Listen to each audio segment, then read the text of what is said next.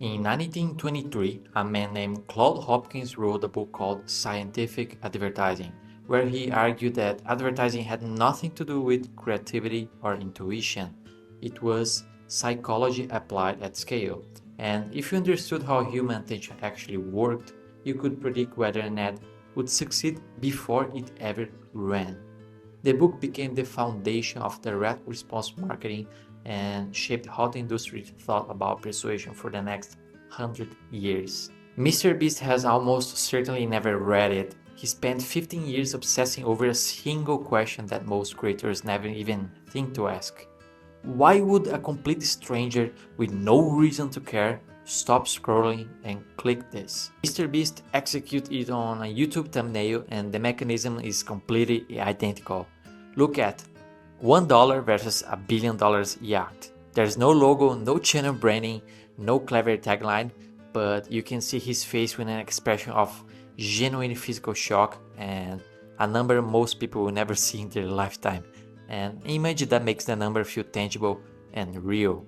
Your brain processes it in under a second and immediately generates a question it can't answer without clicking. Hopkins said a headline should stop someone who had absolutely no intention of stopping. That thumbnail does exactly that. But the thumbnail only solves the first problem though. The harder one is what happens the moment someone actually clicks, because clicking costs nothing and staying costs attention, which is the most valuable and finite resource any of us have. The second a viewer feels like the video isn't delivering on what the thumbnail promised, they're gone.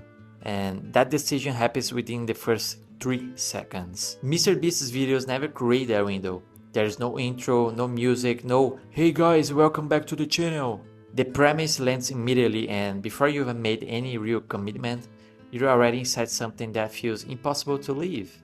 In copywriting terms, that's the lead doing its job, proving before any significant investment of attention that continuing is worth it. The principle underneath all of this is one that took me a long time to really internalize. So every single element has to earn its place. The question isn't, is this good or does this make sense? It's whether this specific moment justifies the existence of the next one. In a sales letter, every paragraph pulls the reader into the following paragraph.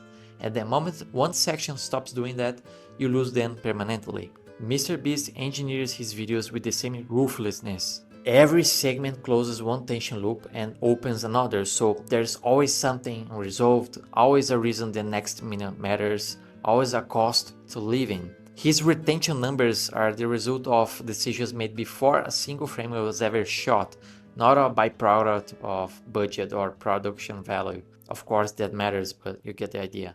When you're writing an ad, building an email sequence, structuring a video, ask yourself whether the first line stops someone who had no intention of stopping, whether the opening creates a tension that makes closing the tab feel like a small loss, and whether every moment that follows pulls forward rather than just filling space. The medium MrBeast works is completely different from what Hopkins had in mind in 1923, but the way human attention works hasn't changed at all. I'm Kayam, a digital marketer, and this channel is where I break down the real mechanics behind what the biggest names in marketing and business are actually doing, so you can apply the same thinking without spending 15 years figuring out yourself. Subscribe if that's the kind of content you want more of.